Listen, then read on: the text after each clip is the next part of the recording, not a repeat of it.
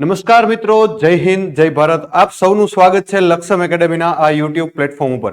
મિત્રો, આપ સૌ જાણો છો કે હાલમાં જ ગુજરાત ગૌણ સેવા પસંદગી મંડળ દ્વારા જે રેવન્યુ તલાટી છે એની 2300 કરતા પણ વધારે ભરતી માટેની જગ્યાઓની જાહેરાત બહાર પાડવામાં આવી છે અને અત્યારે એના ફોર્મ પણ ભરી રહ્યા છે. તો જો તમે ફોર્મ ભર્યું ન હોય હજી સુધી તો ફોર્મ ભરી દેજો.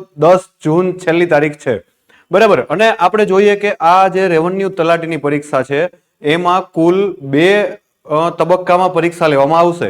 પ્રથમ તબક્કો એટલે કે પ્રિલિમ અને પછી એની મેઇન્સ લેવામાં આવશે, બરાબર. તો એની અંદર જે આપણને પ્રિલિમમાં જે સિલેબસ આપેલો છે ટોટલ 200 માર્કનું પેપર રહેશે. એમાં ગુજરાતી, અંગ્રેજી, ગણિત, જીકે અલગ અલગ ટોપિકના પ્રમાણે માર્ક્સ આપેલા છે આપણને, બરાબર, અલગ અલગ સબ્જેક્ટ પ્રમાણે. પરંતુ એમાં આપણને જે ડિટેલમાં ટોપિકના જે સબ ટોપિક છે એ કીધેલા નથી, બરાબર. તો આપણે અત્યારે એ જોઈએ કે જે ઇંગ્લિશ સબ્જેક્ટ છે, પ્રિલિમનો જે ઇંગ્લિશ સબ્જેક્ટ 20 માર્કનો છે એમાં તમારે કેટલા ટોપિક તૈયાર કરવાના રહેશે, બરાબર. આ પ્રિલિમ પરીક્ષા માટે જે 20 માર્કના પ્રશ્નો પૂછાશે તો એની અંદર તમારે કેટલા ટોપિક તૈયાર કરવાના રહેશે ઇંગ્લિશના એ આપણે જોઈએ. હવે અહીંયા સૌથી પહેલા છે તો કે ટેન્સીસ, બરાબર. ટેન્સ એટલે કે કાળ. તમને જો ટેન્સ આવડતા હોય તો તમે બીજા ટેન્સીસ આવડતા હોય તો બીજા ટોપિક પણ તમે આરામથી કરી શકો, બરાબર. કેમ કે મોટા ભાગના જે ખાલી જગ્યા પૂછાતી હોય છે અથવા તો એના જે એક્ઝામ્પલ પૂછાતા હોય છે તો એમાં ટેન્સીસ બહુ જ મહત્વનો રોલ જે એનો હોય છે, બરાબર. તો સૌથી પહેલા તમને ટેન્સીસ આવડતા હોવા જોઈએ. હવે તમને ટેન્સીસ આવડે તો ટેન્સના ઉપરથી તમને એક્ટિવ વોઇસ અને પેસિવ વોઇસ એ પણ ટેન્સના ઉપરથી જ તમને આવડે, બરાબર. કારણ કે જો તમને એ નથી ખબર કે સેન્ટેન્સ કયા ટેન્સમાં છે, કયા કાળમાં છે, તો તમે એનું એક્ટિવમાંથી પેસિવમાં અને પેસિવમાંથી એક્ટિવમાં એનું જે ટ્રાન્સફોર્મેશન કરવાનું હોય એમાં તકલીફ પડે, બરાબર. તો સૌથી પહેલા આપણે ટેન્સીસ ક્લિયર કરી લેવાના છે. એક ખૂબ જ ઇમ્પોર્ટન્ટ છે ટેન્સીસ. હવે એના પછી છે એક્ટિવ વોઇસ અને પેસિવ વોઇસ, બરાબર. કે જે ચેન્જ ધ વોઇસ પૂછાતું હોય, સેન્ટેન્સ એક્ટિવમાં આપેલું હોય તો પેસિવમાં કરવાનું અને પેસિવમાં આપેલું હોય તો એક્ટિવમાં કરવાનું. પછી આવશે નેરેશન એટલે કે direct indirect speech. Direct indirect speech છે. અગેન તમને ટેન્સીસ આવડતા હોય એટલે ડાયરેક્ટ ઇનડાયરેક્ટ સ્પીચમાં તમારે વાંધો આવે નહીં, બરાબર. તો ડાયરેક્ટ ઇનડાયરેક્ટ સ્પીચ છે. પછી થઈ ગયું ટ્રાન્સફોર્મેશન ઓફ સેન્ટેન્સ, બરાબર. તો જે 2 સેન્ટેન્સ આપેલા હોય અને એને કમ્પાઉન્ડ સેન્ટેન્સમાં એને જોડવાનું કીધું હોય, ટ્રાન્સફોર્મ કરવાનું કીધું હોય, બરાબર. તો એવી રીતના ટ્રાન્સફોર્મેશન ઓફ સેન્ટેન્સ આપણે કરવાનું છે. પછી યુઝ ઓફ આર્ટિકલ્સ એન્ડ ડિટર્મિનર્સ. આ ખૂબ જ ઉપયોગી છે. જે તમારું 20 માર્કનું જે ઇંગ્લિશ પૂછાશે, બરાબર, તો એમાંથી આર્ટિકલની 1 થી 2 બ્લેન્ક હોઈ શકે છે, બરાબર, આર્ટિકલની. તો આર્ટિકલ અને ડિટર્મિનર્સ એ ઉપયોગી છે. ત્યારબાદ જોઈએ તો યુઝ ઓફ એડજેક્ટિવ, પ્રિપોઝિશન્સ એન્ડ કન્જક્શન્સ, બરાબર. ચલો, 20 માર્કનું પેપર હોય, 20 માર્કના જે પ્રશ્નો હોય એમાંથી 2 થી 3 માર્કના એડજેક્ટિવ, પ્રિપોઝિશન અને કન્જક્શનની ખાલી જગ્યા આવી શકે છે, બરાબર. તો એડજેક્ટિવ, પ્રિપોઝિશન, કન્જક્શન.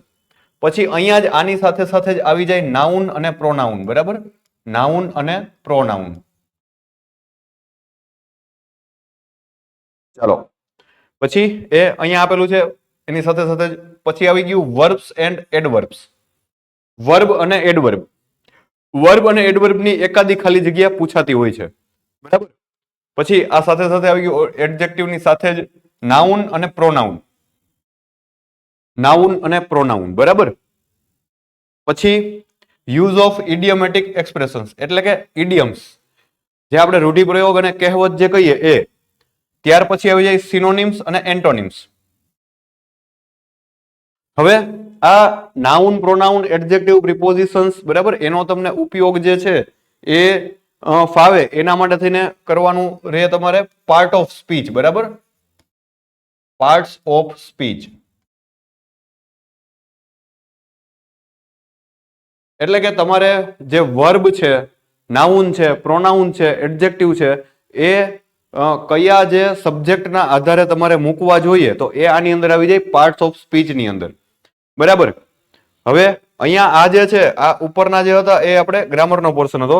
આ ઇડિયમ્સ અને ફ્રેઝ અને સિનોનિમ્સ એન્ટોનિમ્સ એ છે વોકેબ. બરાબર. તમારું જો 20 માર્કના પ્રશ્નો પૂછાતા હોય તો 20 માર્કના પ્રશ્નોની અંદર 20 માર્કના પ્રશ્નોમાં 4 થી 5 જેવું વોકેબ પૂછાતું હોય. બરાબર. 4 થી 5 જેવા પ્રશ્નો વોકેબના. તો એની અંદર ઇડિયમ આવી ગયું, સિનોનિમ એન્ટોનિમ આવી ગયું. પછી ત્યારબાદ વન વર્ડ સબસ્ટિટ્યુશન એટલે કે શબ્દ સમૂહ માટે એક શબ્દ. પછી words, affix, prefix, words that cause confusion like homonyms and homophones એટલે કે હોમોનિમ્સ એન્ડ હોમોફોન્સ એક જ જેવા ઉચ્ચારવાળા જે શબ્દો હોય. બરાબર, કે જે આપણને ઉચ્ચાર એક સરખો લાગતો હોય પણ એના અર્થ અલગ થતા હોય, તો એવા પ્રકારના પ્રશ્નો આવી શકે છે. પછી અહીંયા વાત કરીએ આપણે કે જે વોકેબ છે વોકેબ, તો વોકેબની અંદર આપણે જોયું કે one word substitution, idioms and phrase, idiom and phrase. બરાબર. ઇડિયમ એન્ડ ફ્રેઝ એટલે કે કહેવત અને રૂઢિપ્રયોગ એ જે આપણે એની અંદર પૂછવામાં આવે છે તો વોકેબની અંદર એ કવર થઈ જશે. અને ત્યારબાદ સિનોનિમ્સ અને એન્ટોનિમ્સ કે જે એમાં આપણે પીવાયક્યુ ની વધારે પ્રેક્ટિસ કરવાની કે અગાઉ જે પૂછાણા હોય એની. અને આની અંદર આપણે ગ્રામરની અંદર આપણે પાર્ટ ઓફ સ્પીચ છે એ તમારે તૈયાર કરી લેવાનું છે વધારે. બરાબર. Part of speech. તો એનાથી એવું થશે કે તમને પાર્ટ ઓફ સ્પીચ આવડતું હશે તો વર્બ અને એડવર્બની, નાઉન અને પ્રોનાઉનની અને એડજેક્ટિવ, પ્રિપોઝિશન એ બધાયની બ્લેન્ક છે એ તમને આવડી જશે. બરાબર. ચાલો, તો અહીંયા ફરીવાર આપણે જોઈ લઈએ કે સૌથી પહેલા જે છે સૌથી પહેલા આપણે ટેન્સીસ તૈયાર કરવાના છે. કેમ કે તમને જ્યારે ટેન્સ આવડશે તો જ બીજી વસ્તુ આવડશે. બરાબર. ટેન્સીસ, પછી active passive voice, direct indirect speech, transformation of sentence, use of article and ડિટર્મિનર્સ.